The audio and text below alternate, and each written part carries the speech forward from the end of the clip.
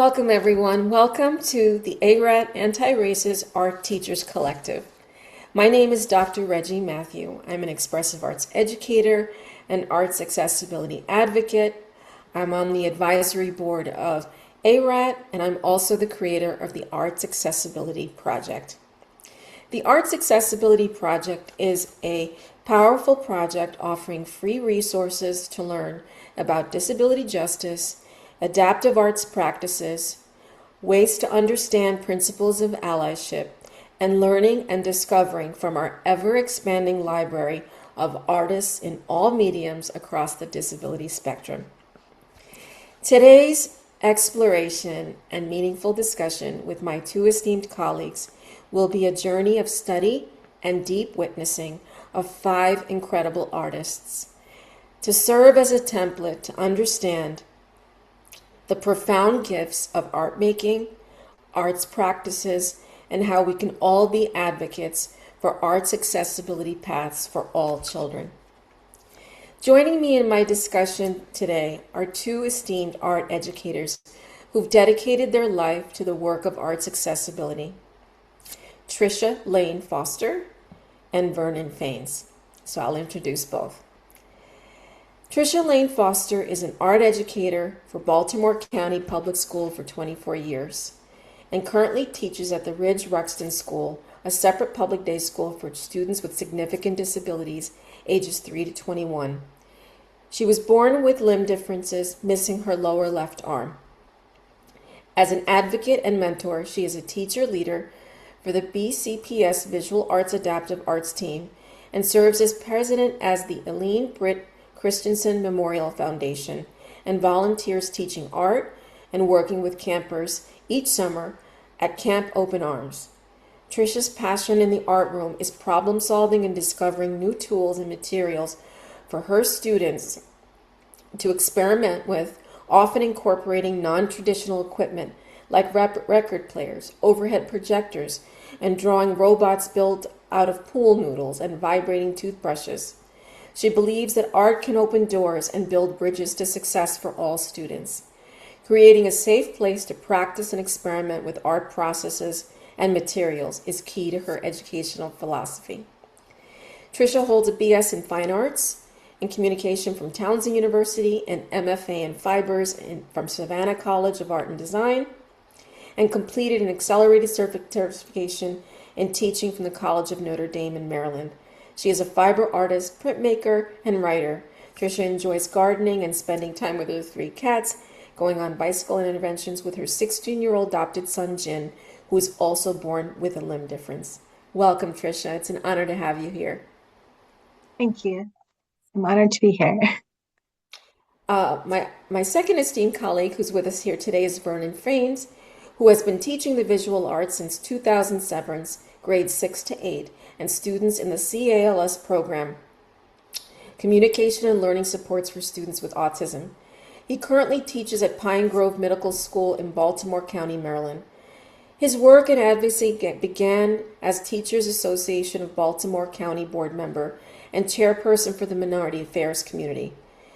Vernon, with an opportunity to affect change as a curriculum writer for the last several years, ensures that students were exposed to diverse artistic styles, artists, and experiences in the art classroom. He defined a space for students to be celebrated for their uniqueness and strengths and created opportunities for our students to learn more, not just about themselves, but others. As a member of the BCPS Adaptive Art Education Workgroup, he helps to bring awareness and supplies for educators so they can better provide meaningful experiences for all students. As a member of the BCPS Visual Arts Lead Teacher Cadre, he eagerly shares his knowledge and experience with colleagues. As an active member of the Maryland Art Education Association, he has held the role of VP for Advocacy and ED, and is on a committee celebrating students and advocating for those voices often ignored in public education. He refuses to let circumstances be the norm. As he breaks the stereotype so true, change can begin. He is the member of the Maryland State Education President's Council on the implicit bias and former member of the Minority Affairs Committee, On a state level, it's important that he provides an opportunity to champion the needs of students and educators, awareness, and professional development. On a national level, Vernon serves currently on the leadership team with the National Education Association for Just Schools, which focuses on cultivating equitable learning environments for students and educators through workshops and trainings. Lastly, as an adjunct professor at Townsend University, teaching about integration of visual and language arts, he encourages the acquisition of diverse collection of authors and illustrators in schools and classrooms. Vernon believes the arts play a valuable role in the lives of young people, as it did in my own life, developing and creative minds and meaningful experiences in our schools and community. As an artist and educator, he believes that we have the personal and professional responsibility to advocate for students and colleagues regarding issues that concern to equity, diversity, inclusion, and accessibility. The arts are often excluded from conversations that affect art educators. In recent times, there have been numerous conversations about equity, access, and social justice, but many of them did not include the voices of art educators. It is crucial that our unique perspectives are heard and valued as we charge with creating spaces for students to learn about themselves and others and to celebrate humanity. Thank you, Vernon. It's such an honor to have you here today. Great. It's a pleasure to be here. Thank you. Well, Tricia and Vernon, I'm really excited to go on this exploration with you where we're going to review the incredible journey of 5 iconic artists, both their story, their medium, their process, and their body of work, and then derive from these stories what can we learn from these journeys, how can we take in these influences to think about how we can nurture the next generation. So I'd like to begin. Our first artist is the iconic, internationally recognized Judith Scott, and we are going to explore the theme of creative potential. So I'd like to introduce Judith Scott. Judith Scott was an American fiber sculptor who was deaf and non-speaking and had Down syndrome. Institutionalized for over 3 decades because of her disabilities were misunderstood, she began making art at age 43 after joining Creative Growth Art Center in Oakland, California in 1987. There she developed her signature wrap sculptures, binding everyday objects with yarn, twine, and fabric to create dense cocoon-like forms. That became her primary language of expression.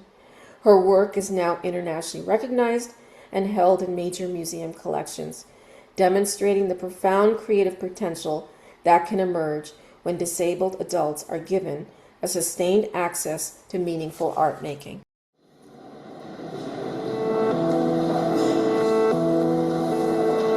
Judith Scott is one of the most well-known creative growth artists.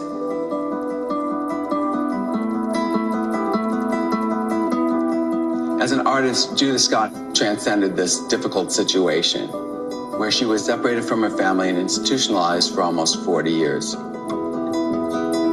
She was deaf and it wasn't known, so she never developed language, and she was isolated. So in her 40s, she comes to creative growth. And her method to talk to us was art.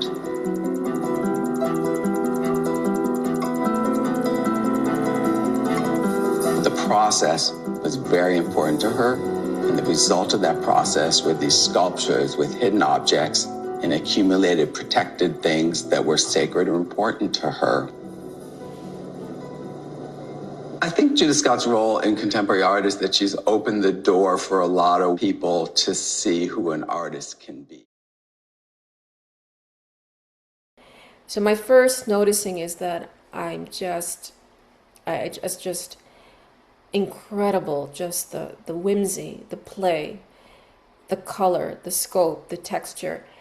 It's so striking. Vernon?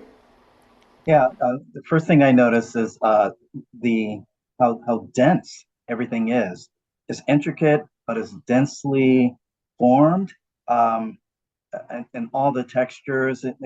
After seeing her work on a piece is very, very planned and well thought out.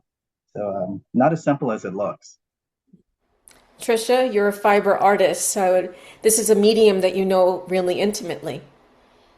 I find Judith Scott's work uh, raises lots of questions. It makes me curious. When I look at the pieces, I start to wonder what's contained within the forms that she's created. The process of selection of the colors and the layers are fascinating.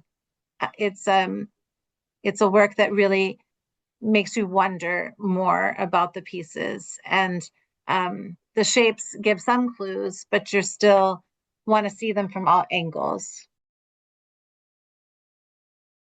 My first question is, in your experience, have you seen a student's artistic potential emerge only after they were given different kinds of material, time, and support?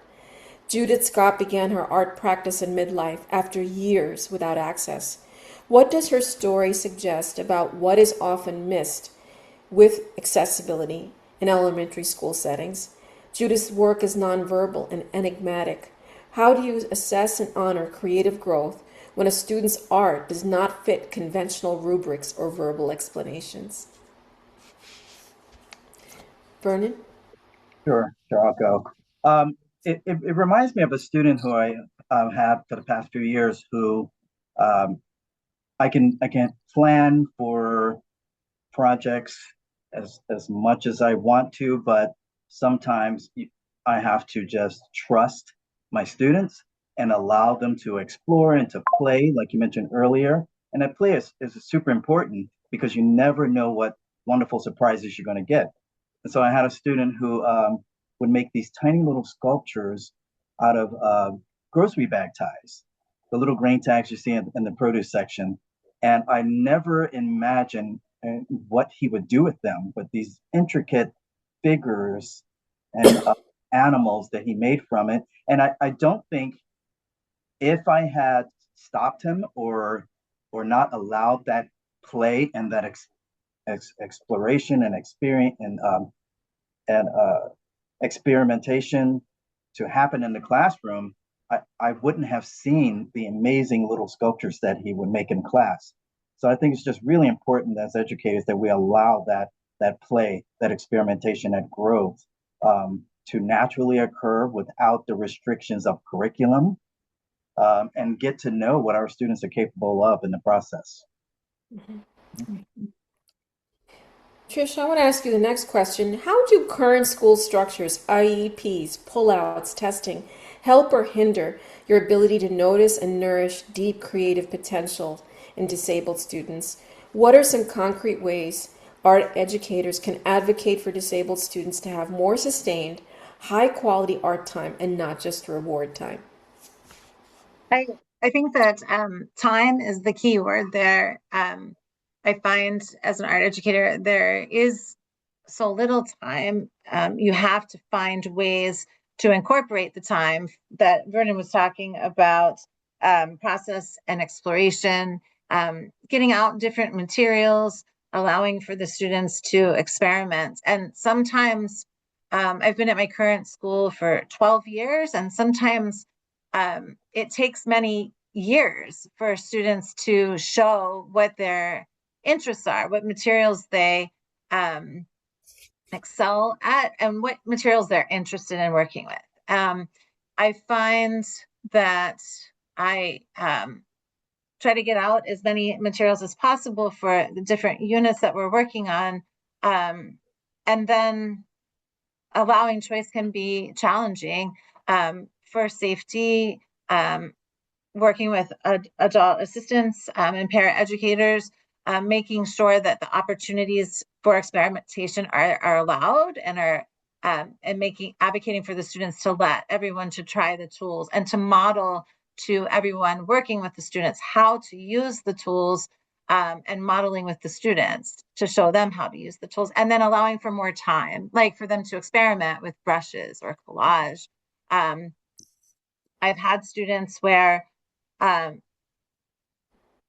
not allowed to engage with scissors on a regular basis, and my students are mostly nonverbal, so they can't tell me what they can do. So encouraging everyone to allow the students to have that chance to explore and to try new things, and then finding that students can cut and they can make collage, and then if they're very interested in it, allowing for them to do that more. But time is the biggest challenge, I think, to allow for that engagement, enrichment, and process.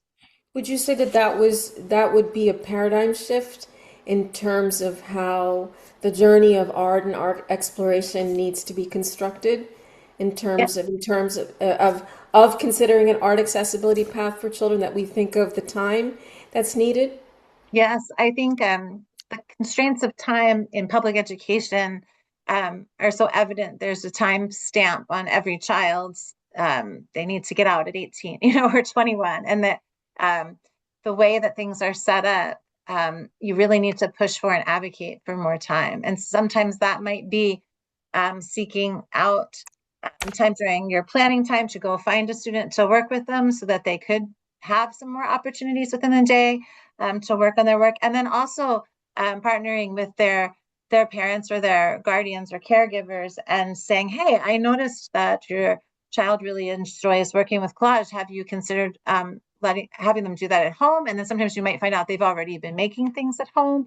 And then just taking time to get to know the students. And that can be challenging. It can be very difficult sometimes. Just to jump in on what Tricia was talking about, time, of course, but also the resources.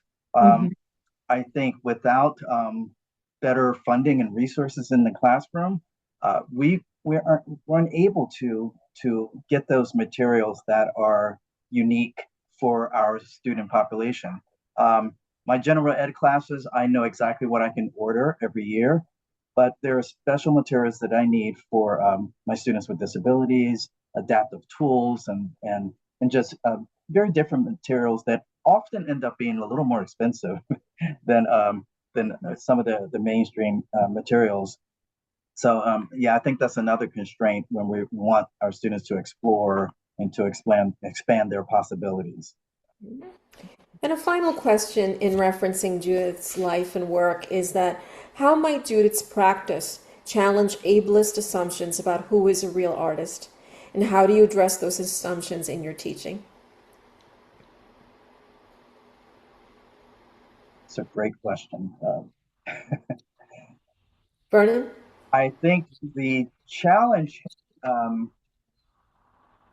think on a day-to-day basis, we as educators have to challenge the ableist assumptions about what is and what isn't art by making sure that we celebrate all of our students, especially our students with disabilities who are often overlooked and not chosen for exhibitions and art shows or even the in-school art shows, the annual art shows we have within our buildings. They're often excluded from them. So I make it a point to celebrate all of my students all the time as much as I can, invite families to celebrate with me. And Trish does this very well as part of the Brick Foundation board who celebrates students with our students with disabilities. So there's so many ways we can do that. We have to also look at the art of our students with disabilities very differently by highlighting what they can do, not what they can't do, and looking at art in a very different way. Instead of assuming it has to look a certain way or fit into a certain type of aesthetic, we have to be very careful and not to pigeonhole our artists in certain boxes. Imagine if Judith Scott's work was not put out there for others to see. And I'm pretty sure at some point there were people who dismissed that style and that work. And we need to not do that. We cannot dismiss any of our students' work because we miss an opportunity for their growth. We miss an opportunity for them to be able to express themselves freely, and then an opportunity for everyone to enjoy it. Yeah, I think that's a very important message to me, that the artists we're studying today, it's wonderful that they found their way in this complex world. But it's also a loss to the human story when artists like this don't get a chance to contribute to our collective history. So, yeah, it's really important to work towards a neurodiverse world where a range of different brains and bodies can move through the world in a meaningful way. Could I add one more thing to that? And I'm Yes. glad you mentioned stories, because when we look at the art world in general, just imagine whose stories are being told. And it's often not the stories of our students with disabilities. It's and that's an ableist attitude that we need to debunk. We need all of these stories to be told and to be seen and to be heard. Mm-hmm. Okay, great. I would like to say our society becomes richer when you can see multiple perspectives. And it's also helpful to show photos and videos of artists working. I always show my students videos of artists talking about their work and their process. I try to show artists with disabilities so my students can see themselves in the art that we're looking at and the artists that we're learning about. I find that my students get very excited when we see artists who are in wheelchairs or who have autism too. There's some local places, local studios that we see videos of. Make Studio in Baltimore is similar to the Creative Growth Center, but educating everybody about these artists and finding as many opportunities as possible to share how they work and how we can all become stronger by seeing different viewpoints and learning about different techniques. Absolutely. So our next artistic theme we'll explore is voice and vision through the life and work of the great William Scott. William Scott is a self-taught painter who works at the Creative Growth Art Center and is known for reimagining his home city as a utopian place he calls Praise Frisco. Living with autism and a diagnosis of schizophrenia, he has spent decades developing detailed paintings and drawing that can combine a visionary architecture, portraits, and logos with themes of community, safety, and spiritual renewal. His portraits celebrate Black cultural figures, church members, families, imagined good divas, while his cityscapes propose an inclusive future design to heal marginalized neighborhoods like the one he grew up. Scott's work has been exhibited internationally and is widely cited as a powerful example of how the disabled artist's distinct inner vision can reshape how we think about cities, citizenship, and belonging. 59-year-old William Scott was using 3D modeling software to help plan his next painting. He has autism. Oh, I should read a letter. And had prepared a statement for us. I feel happiness because I am a peacemaker. I feel very proud of my big mirror in the museum SF MoMA. Scott paints versions of himself, family members, and others, and alternative worlds. His 32-foot-long mural at the museum presents a reimagined San Francisco called Praise Frisco. You're also looking at a different kind of city with no violence. That's right. Uh-huh. Yes. And how does the art let you do that? Because the art makes a real world, and making the real world. The art makes the real world. It does. It makes the real world. That's why it does that. That's why I do that. The museum exhibition is titled Creative Growth, the House That Art Built. Tricia and Vernon, I'm going to invite you to aesthetically notice this mural that William painted that is now part of the permanent collection at the San Francisco MoMA. And first of all, the scope of this mural, it is just breathtaking. And I've studied his work for many years, and I've often referenced his work that his capacity for imagination is incredible, but his imagination is also a sustaining imagination. So I just find the courage to imagine safety in a world is just an amazing thing, and to see this at this scale is incredible. Vernon, can I invite you to aesthetically notice? Yeah, I agree with what you just shared. I love the idealism of his work, the vibrancy, the way the colors are organized. I enjoy the joy. I mean, I get joy from his work. The way it makes me feel is just there's a happiness, there's joy, there's when he talks about the art makes the real world, I feel that through his work. So that was very appropriate for him to say that. It's just beautiful to look at his work, and you do leave with a feeling of joy and hope when I view his work. Tricia, I invite you to share a noticing. I'm so impressed by the scale of his work and the complex composition, the arrangement of all of the elements, the buildings, and then and the people and the message. There's such great craftsmanship too. Everything is so well executed and so precisely planned out. And it's just really, really beautiful to look at and to explore and take time to see everything all together, and so joyful for sure. So for my first question, William Scott paints utopian cityscapes and imagined better worlds. What kind of worlds do your disabled students imagine when they're given the space to create freely? How do you respond when a student repeatedly draws the same character, symbol, or place? Do you see it as a doorway to their voice, and how do you work with it? I do see it as a doorway to their voice. That question is a great question. We often hear the word obsession when it comes to the repetitive work that some of our students do, the repetitive actions and behaviors. And I'm really disturbed when we use deficit terms like obsession when it comes to our students, especially in an educational setting. I don't think it's fair when we describe those artistic behaviors as obsession, because they're repeating the same shapes and letters and colors over and over. And reminds me of one of my current students who's a sixth grader.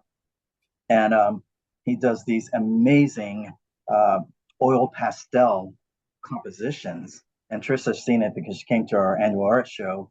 And every day he produces one or two of them, and they're beautifully laid out. They're very intricate and very well thought out. And because he's unable to verbally tell me what he's experiencing and what he's putting in that work, is a little hard for me to decipher what he's trying to say. But I believe he is communicating in the best way he can. And because even though the style and the color, the abstract color combinations that he uses, they're complex. Even though he has that style, I think it's just simply amazing how he can switch it up here and there. The motifs are the same, the technique is the same, but when I give him a different material, he still goes with that style. And it's just simply amazing to put them all together in the span of 2 quarters and to see the body of work that he's produced. I can tell when he's working, the focus is deep. And it just reminds me of William Scott's process and his style and the motifs that are similar. But we have to get away from using words like obsession when it comes to the repetitive style and work.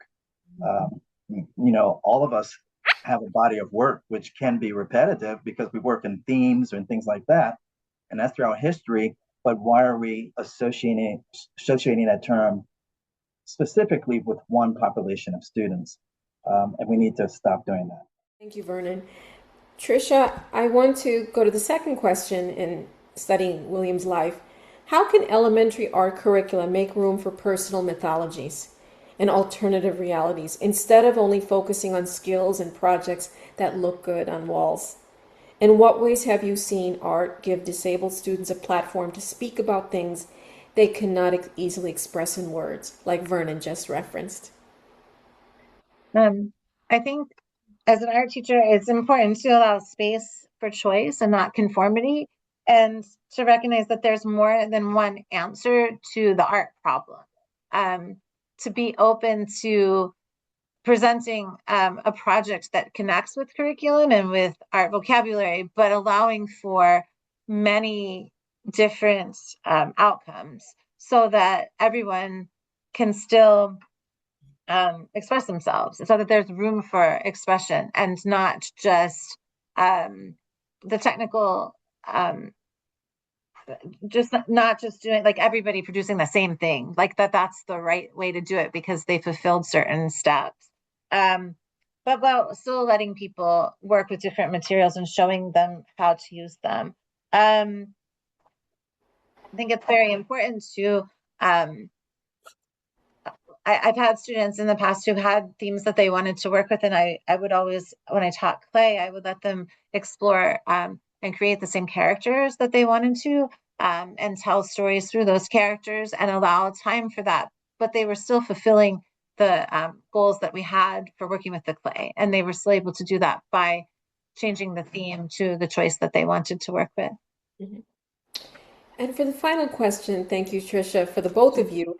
And Vernon, you already touched on this, is William Scott's work has been described as both deeply personal and socially visionary. How do you help young students link their inner vision to ideas about community and justice?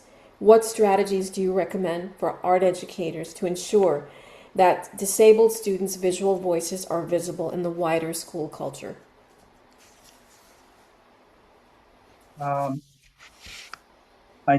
Yeah, we've talked a little bit about this earlier, but we have to figure out ways, and it's all based on the individual student, and allowing that personal expression, which is often deeply rooted in their own experiences with their home and community.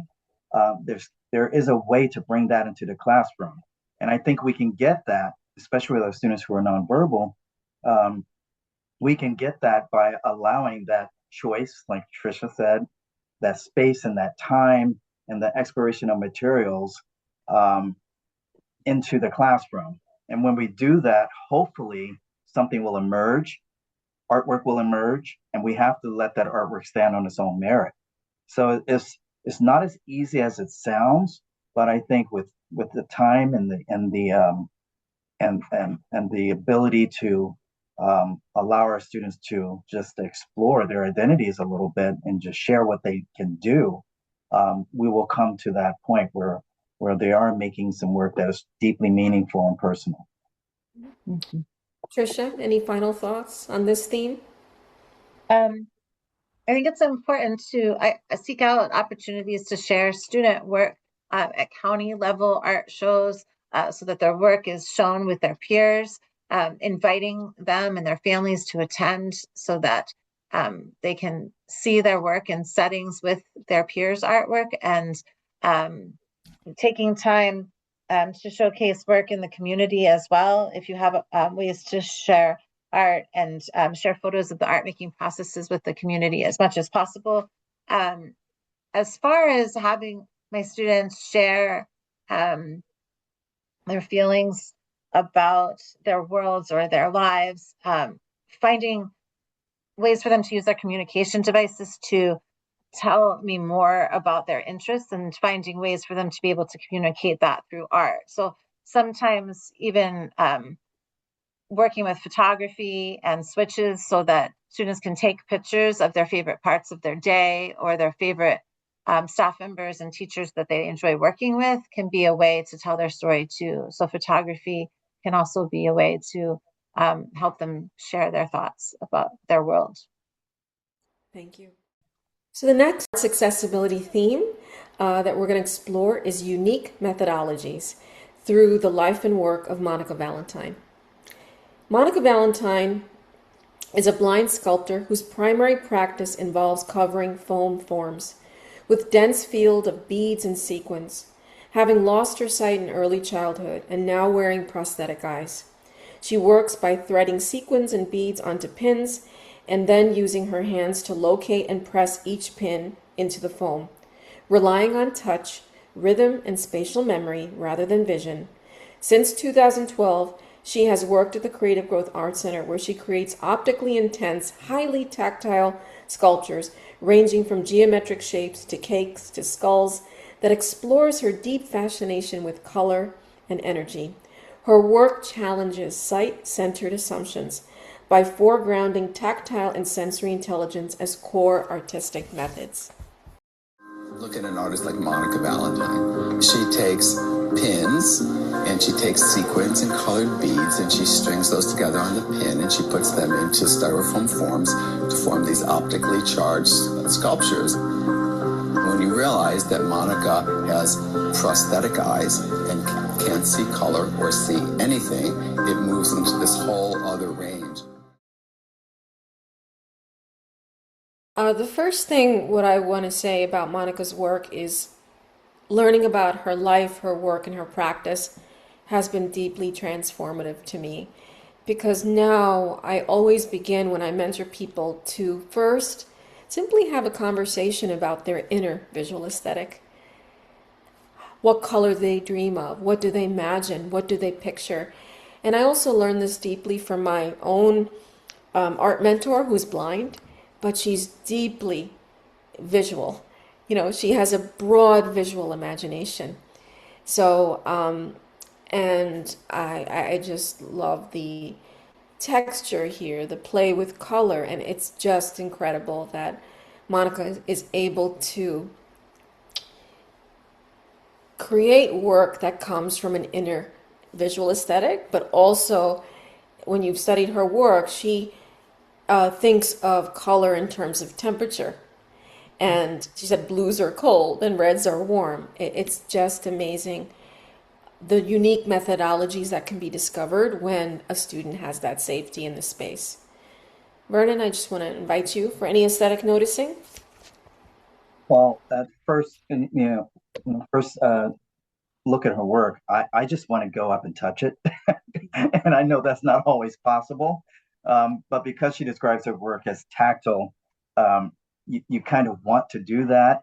I love the textures, and I love the way the colors relate to each other. And as a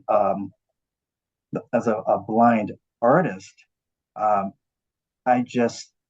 it's just unbelievable how she can arrange her pieces to look the way they do. So I'm mesmerized by the tactile quality, the colors. It's just amazing to look at and witness her working on the piece, and how she puts it all together. They're great compositions and how they're put together. Mm-hmm. Tricia, I want to invite you to aesthetically notice. There's so much energy to her pieces. There's so much complexity and the tactile nature, but it's also a visual tactile energy. And you can see the time that it's so time consuming, like to imagine how it's created when you first see it. And the drive of creation, like while she is working on it in the video, to watch her work and select and place each part, just that process is fascinating. But the final pieces have so much energy. They're buzzing with, they're almost alive, and it's just a different way of encountering the world, and they're so beautiful. So question number 1, Vernon, that I would like to direct to you. Monica Valentine's process is guided by touch, rhythm, and the physical sensation of beads and pins rather than sight. How does her methodology challenge sight-dominated assumptions in art education? In your classroom, what are some non-visual routes to art making that you have found powerful for disabled students? It really makes me think about my pedagogy and how I teach my students. But I think, especially with my students with different abilities, that we have to have a multisensory classroom. There's so much feeling and emotion and of course of the colors and textures. We have to provide all of that in the classroom so that our students can have a full holistic experience in making art. And I don't have much experience with students with visual disability, but I have students who are sensitive to touch and and just being, and of course sound and things like that. So I want to make sure that because the the unique methodology and the unique the way that Monica expresses her artwork is we allow that all students to be able to have that space, that time to explore and to become inventive in what they can do, and see the possibilities. I connected a little bit with Monica when she talks about exploring the intricacies of color by touch and temperature, and you can feel that in her work. But I think we need to make sure that educators understand that the multi-sensory approach to art making is valuable in certain classroom settings. I'm not sure if I answered that correctly, but Yeah, yeah, absolutely. And thank you. So I want to direct this second question to the both of you. What might a truly multisensory elementary art room look like, or feel, or sound like if we took artists like Monica Valentine as our model? How do you balance teaching basic techniques with allowing disabled students to experiment and possibly invent new ways of working with materials? Tricia? I do have students who are visually impaired and who have hearing impairments also. And so engaging students with materials, allowing them to hold and feel different things from sandpaper to fabric, reading body language to see how they're responding, if finding the ways that they express their likes and dislikes. I have markers that are scented. I have quite a few students who enjoy working with the markers that are scented. So the artwork that they're creating may not, we're seeing it in a different way than they're seeing it. It's like because or the way that they're experiencing it. So sometimes students will choose specific scents to work with. Sometimes things could be vibrating, using a vibrating toothbrush to work with on a painting, dipping it in paint, letting students feel the paints, using foam paints to move materials around. Working with clay with students that are blind can be so complicated because when you're working with clay, when it's wet, it's so different than when it's dry, and explaining how it will change after it's dry. So just having those opportunities, having those materials available and being open to that. But it is challenging with large classes and balancing out the materials, keeping things organized, helping the students work with things in a safe way, but balancing that with that process and experimentation and pushing for independence, searching for alternate ways of making, trying to work with occupational therapists to get ideas for what kinds of tools have worked before and to see if there are new ways that, always researching, like trying to find ways that art can be created in new ways and seeing what the students like. Yeah. right. And one of the things I do, Trish mentioned clay. The students who have a little difficulty working with clay, or getting their hands messy, is model magic or air dry clays work really well, and maybe tinting with either food coloring or liquid watercolor shaving cream, and letting them work and explore with different textures and colors and color mixing using shaving cream. There's so many other materials, and it's often great. This is why Tricia and I and the rest of our team that work with adaptive arts, we're always sharing ideas and ways to reach all of our students. It was so important for us to get together periodically and do that and share strategies with those who are not part of our small group. Yeah, you're saying something really important to me, Vernon, especially also as a teacher and educator, that the educator's imagination is also important. Are you nourishing your own imagination that when you're working with a classroom with so many complex needs, that you're rooted in hope, you're rooted in possibility, you're rooted that I think the educator constantly nurturing their own imagination of what's possible is critical. Could you say something about that, Vernon? Yeah, I agree. One of the things I do is I love using descriptive language, and and and when I'm talking about art and exploring art with my students and describing the process or the style or the tech and the techniques, um, I think descriptive language helps a lot. And when we have that that vivid imagination, we can help our students visualize things. I know you mentioned visualization earlier, but I think it's an important part of being an artist is to able to see things without actually seeing them, to be able to visualize what can't be seen directly in front of you. And if we can teach our students that skill, but also trust how our students interpret what they see, is super important. And you have to be inventive and imaginative as an art educator in order to be able to determine what you can provide your students in order for them to be successful in the classroom. Tricia, can you say something about that? Because that's really important to me that we have to, it's a practice to nurture and nourish our own imagination when we work with communities in need. Absolutely. I think you have to be open to different materials. You have to be open to breaking off of your plan sometimes, being willing to take time to go off track and not to be so rigid. It can be hard as an educator. You come in with a plan, you have an idea of where things are going to go, but to be truly successful with so many different types of learners in your classroom, you have to be open to taking different paths, and those paths can lead to wonderful things.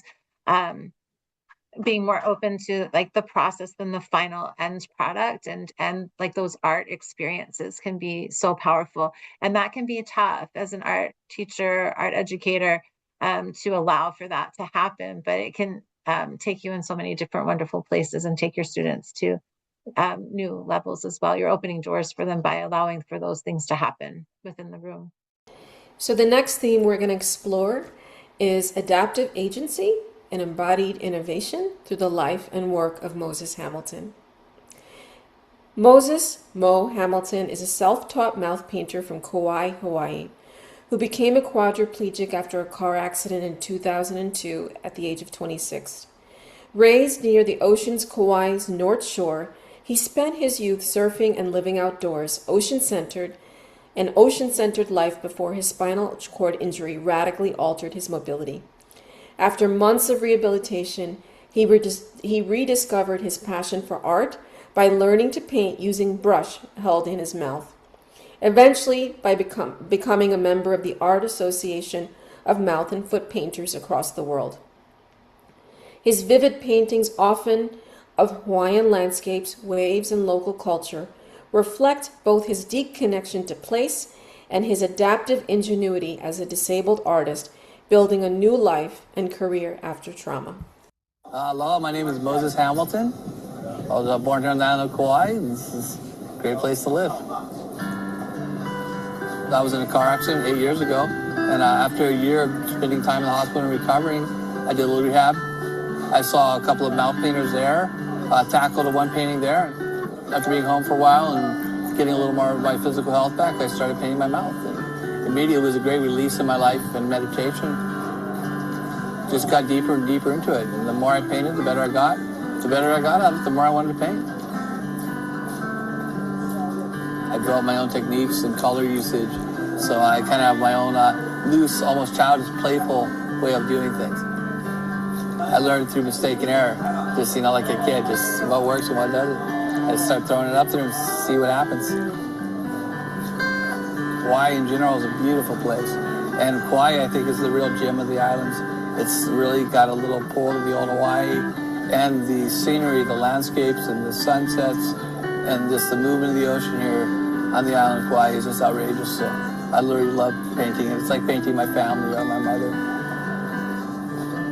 One of my favorite paintings is one of an old man playing the ukulele sitting on a coconut tree with the Nepali spread behind him, and he's kind of sitting up above his farm or ranch in the background. And he's like an old Paneola, an old Hawaiian cowboy. He's got that little look, a little sadness, because there's a lot of sadness in, the history of the Hawaiians. they are and were a really beautiful people and really came from a great time and period. And what they did living here in such a simple way with the population this close to ours today is just, it's unbelievably inspiring. You know, they really did a lot with the land, and we're so close to the Aina. That feeling of old Hawaii when we got by with so little, but we're so happy. I think art gives you an artist's eye where you're really taking things apart in life and people become really delighted by what's going on in your world. It really awakens the eyes. I'm not one to be able to create much, not having the use of my hands. I can't create a breakfast. I can't, create a sandcastle. I can't surf. Being able to still manipulate the physical world with my body is huge for me. And it's also the letting loose of my soul. It's like letting myself out of a box. When I'm painting, I'm loose, I'm free, I'm flying, I'm walking. My art is online mostly. That's one of the easiest ways to find me at www.mosesart.org. You can find my art being sold through my mother's business, the Mosaic Company, at Robin Savage's Gift and Gourmet here in Honolulu. Vernon and Tricia, I want to invite you to aesthetically notice this particular painting that Moses referenced in that video. It's called Grandpa's Melee. It's from his series where he paints the indigenous people of Kauai, Hawaii. And what I want to say, I've known Moses for many years and I've studied his work, and I know exactly the range of motion that he has with his condition and what he's able to express and capture. I mean, when you look at the perspective, the depth and the scope, it just challenges every preconceived notion of what's possible. So that's what I'm noticing. Yes, Moses definitely challenges our any preconceived notion about what an artist with a disability can do.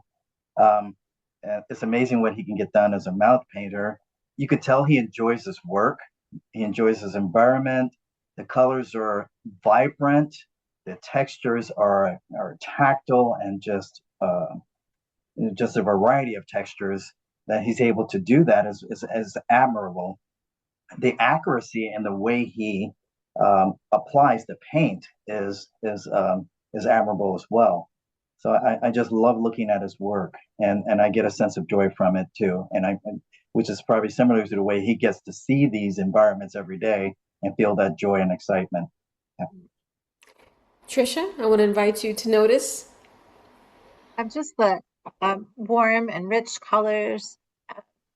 There's like the texture of like a pointillism style in the close-up parts that creates that aerial perspective quality so well.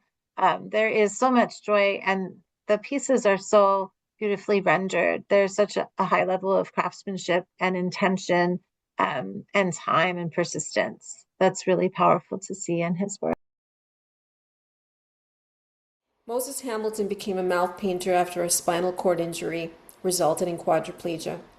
What does Moses' practice suggest about the importance of teaching adaptability and experimentation with tools and body positions to disabled children? Vernon? Yes. He reminds us that visual arts in the schools can be healing. It can be transformative. It's so powerful when a student who has not had the opportunity to be creative is allowed that space and time to do so, but also have the correct materials and the correct classroom setting. When I have students who are possibly in wheelchairs, I have to make sure that I have the proper size desk. I know Trish uses slant boards a lot, and so that the artwork is more upright. So there's so many things to think about that we normally wouldn't think about in a general ed setting. So we have to create that environment so that our students can be successful. The physical environment, the social, the emotional, and that entire spectrum for the to make sure our students have a holistic experience and be able to create without any of those barriers that we often don't think about. Thank you. Tricia? When working with students with who have limited physical movements, it's so important to build trust as their art teacher, to make sure that the art room is a place where they can feel safe, where they can be willing to try new things. And to do that, it's really important for them to know that they can make choices, they can say no, they can communicate what tools may not be comfortable to work with. It's important to work with occupational therapists to try different tools but it can be okay to make tools too. I have used PVC pipe, sometimes Velcro, to know that you could have the artwork positioned in different ways, that the paper or canvas can be reached easier. But it's a complex relationship when I'm working with my students, so that they know they can trust me and that they can try new things.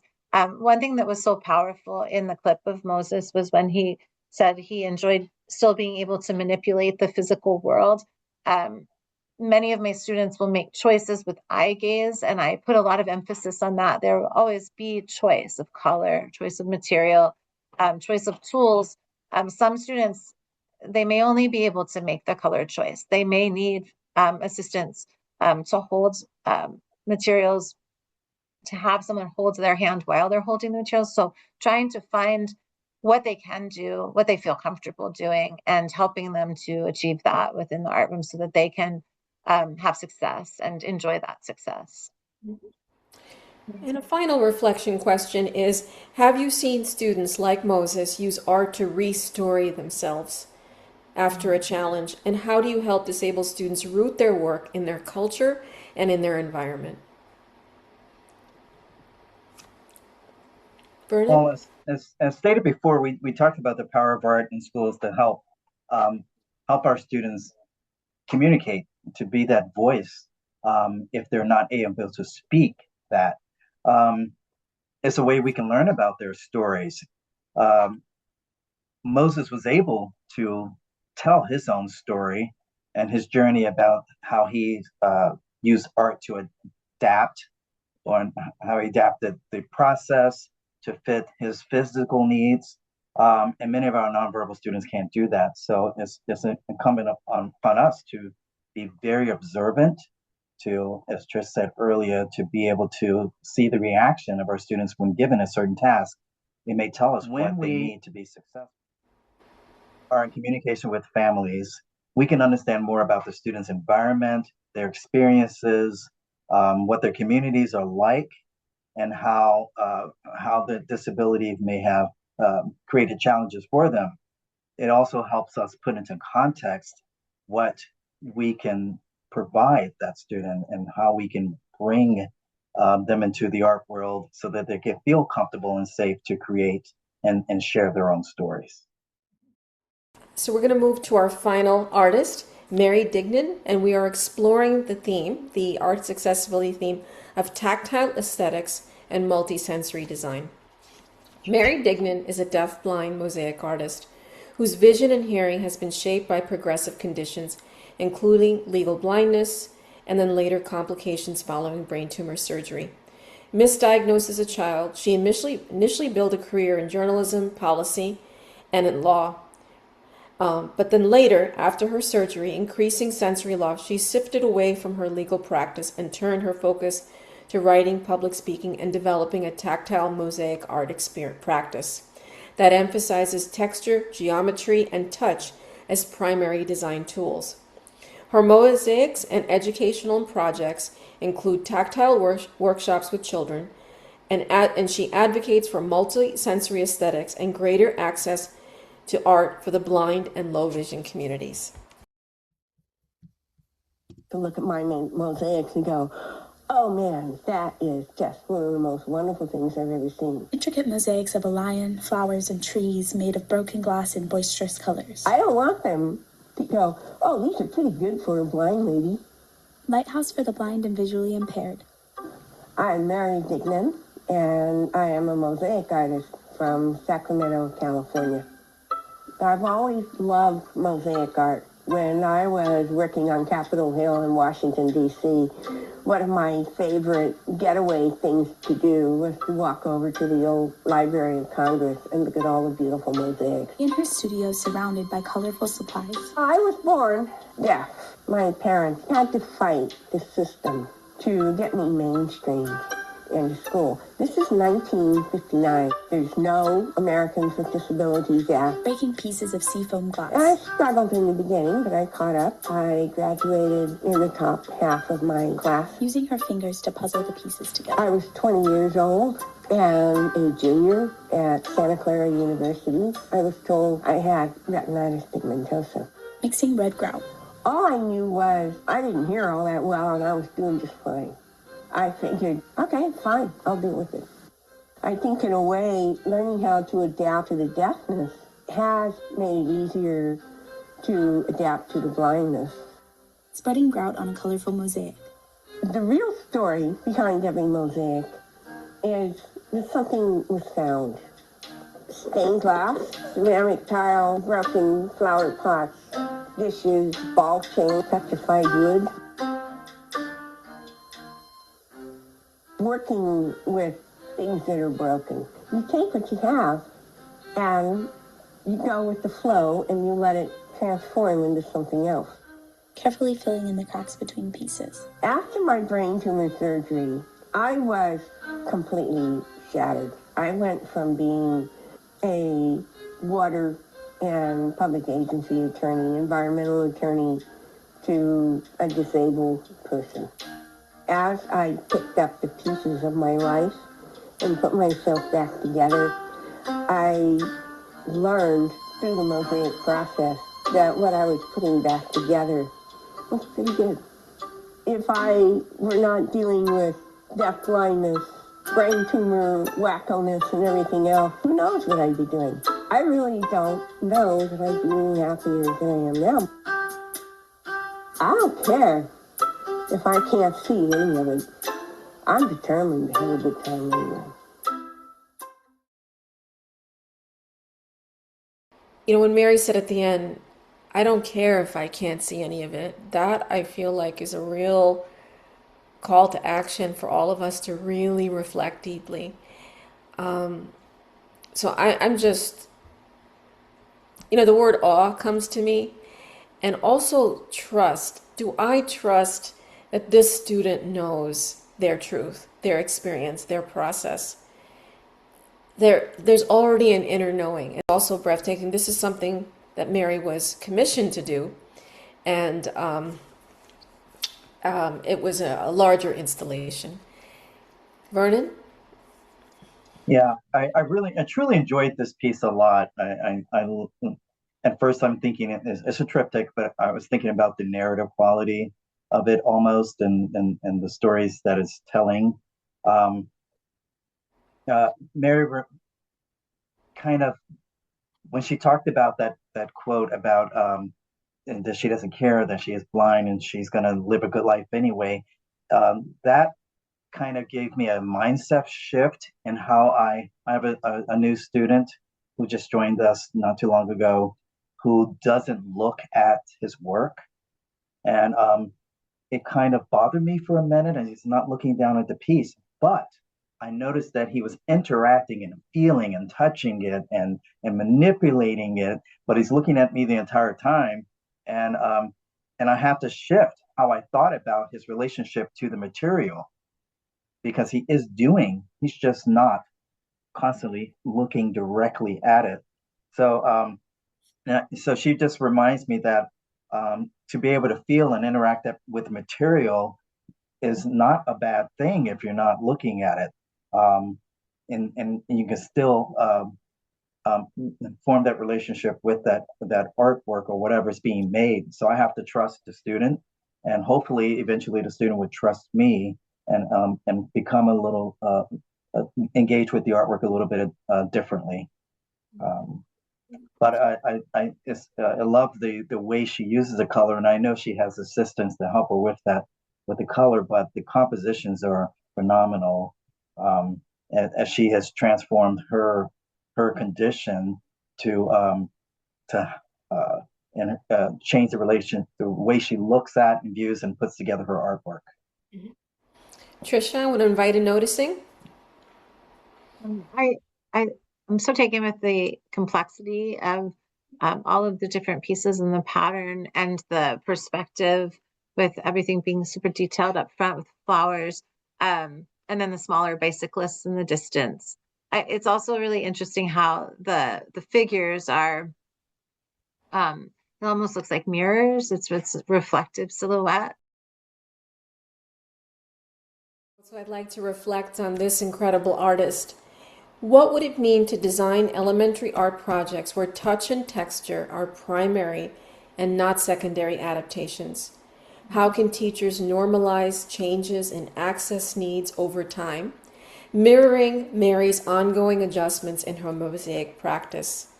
How might you reimagine assessment so that transformation and persistence are as valued as much as the final product?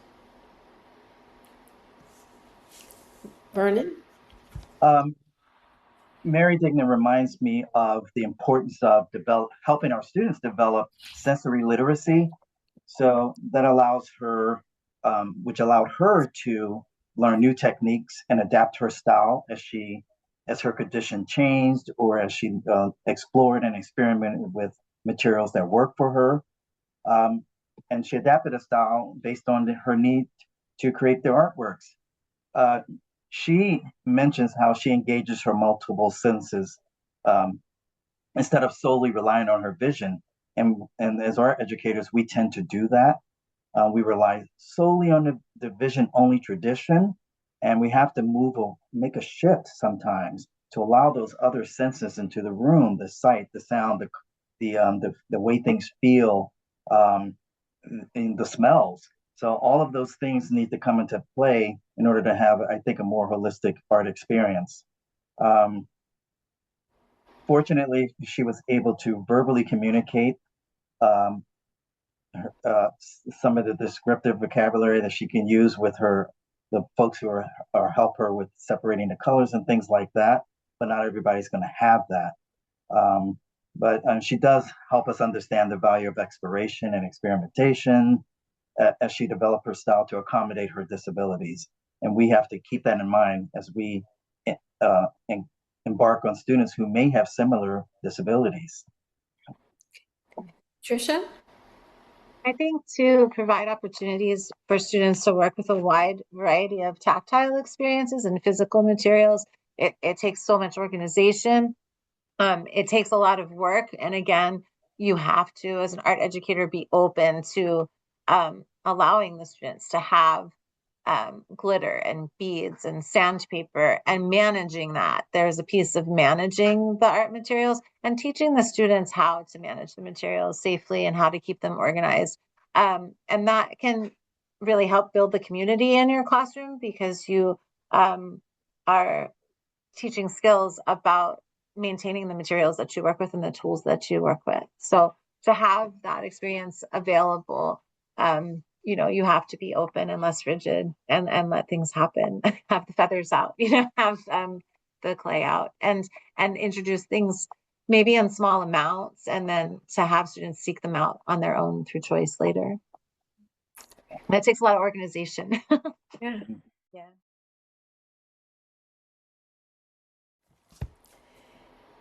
Well, Tricia and Vernon, thank you for this incredible time together in joyfully spending time and bearing witness to these 5 incredible artists. So I'd like to integrate and synthesize everything we learned and shared today. So my first question is, looking across Judith, William, Monica, Moses, and Mary's life and arts practices, what do you think are the most crucial conditions elementary schools must create to now make these kinds of adult art lives possible later? How do these artists collectively challenge ableist ideas of talent, progress, independence that often shape elementary art expectations?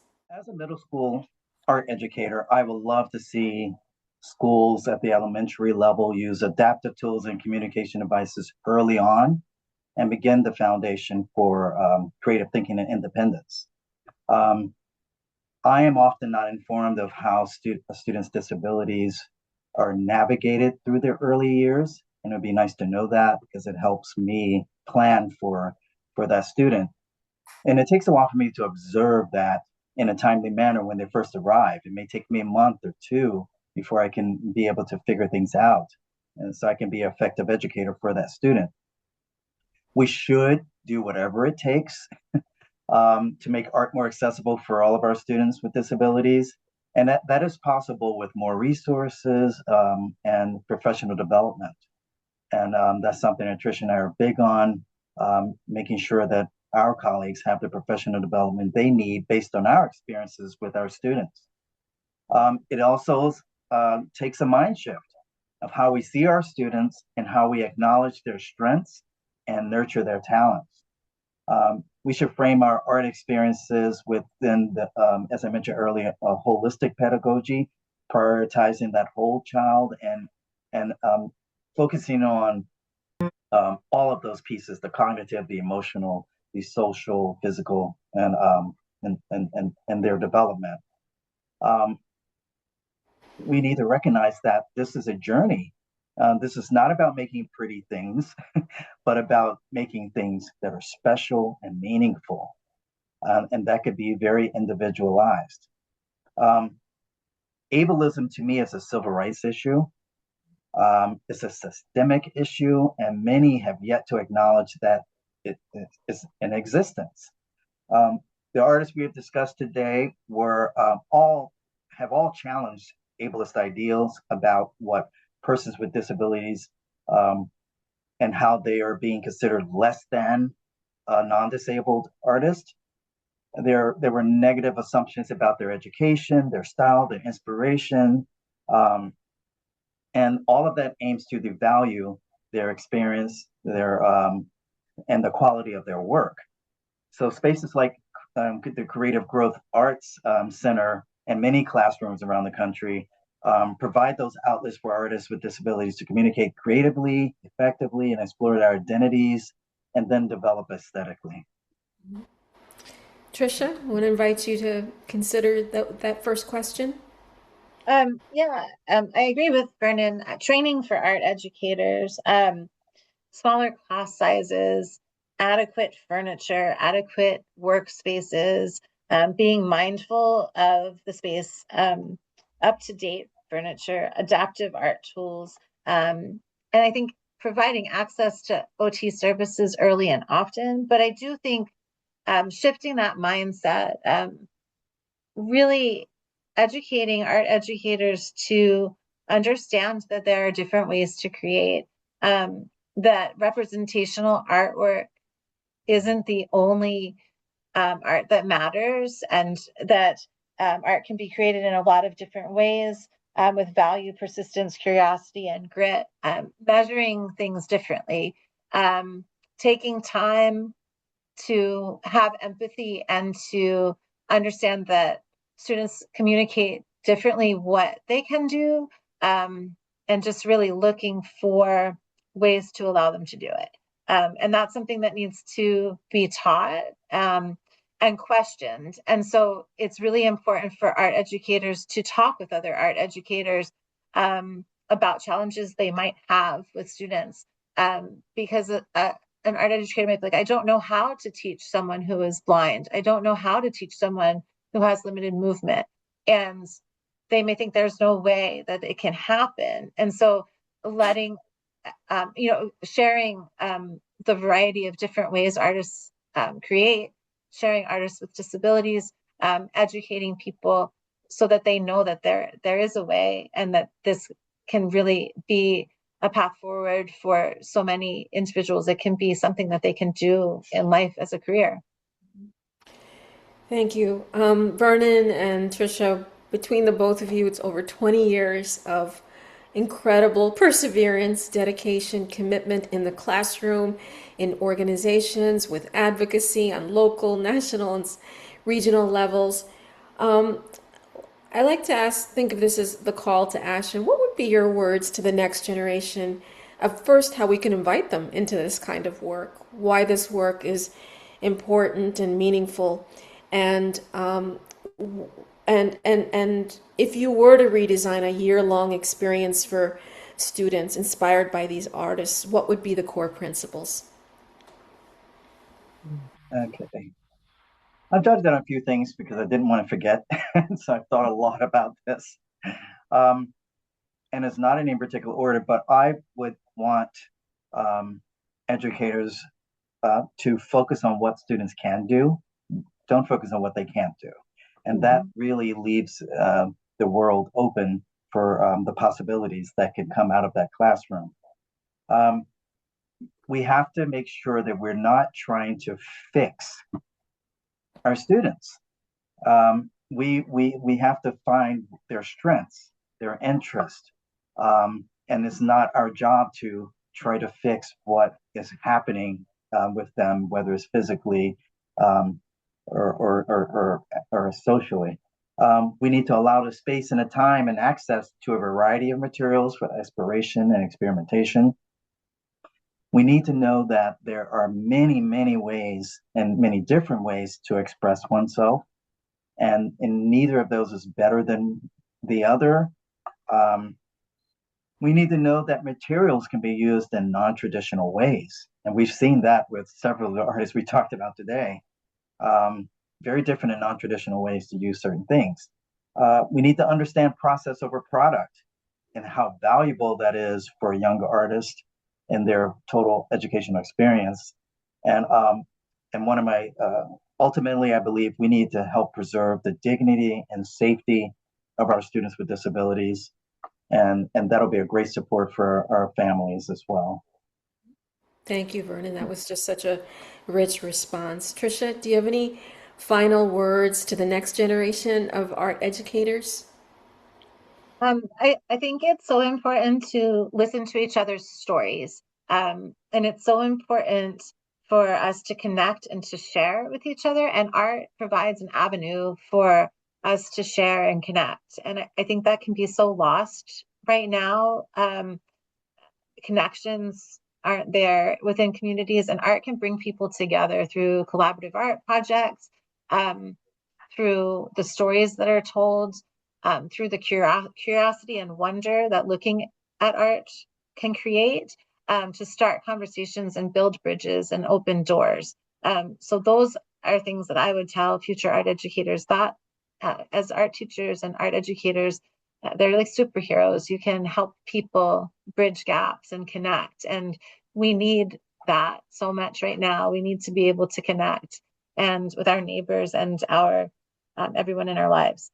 And as far as like you've asked about like a year-long program to provide opportunities as well, restructuring, allowing camps in the summer for students with significant disabilities, allowing for, instead of just gifted artists, like having opportunities where everybody can come. And that takes time, and that takes building ideas within like of the possibilities, how it can be done. And it's so powerful to have peers of students with disabilities engage and get together to see what everybody can do.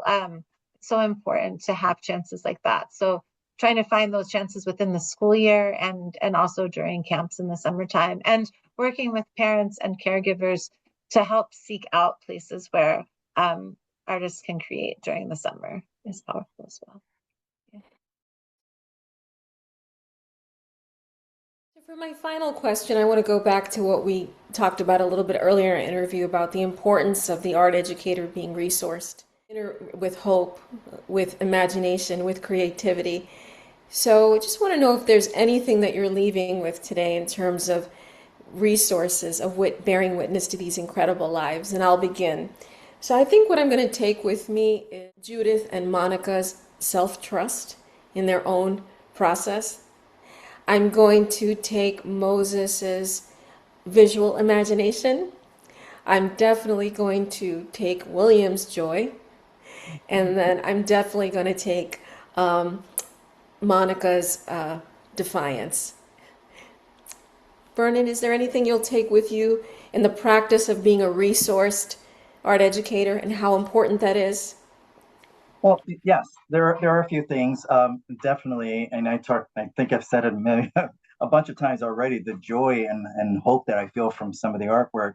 So I need to bring that with me, everything I do when it comes to educating students. Resilience, perseverance, adaptability, and then finally something that is dear to my heart is just advocacy, bringing that awareness and being able to share that awareness with others so that they can also become those advocates for our students who may not have that voice currently. Tricia? I'm going to take the stories that were shared about these artists' lives.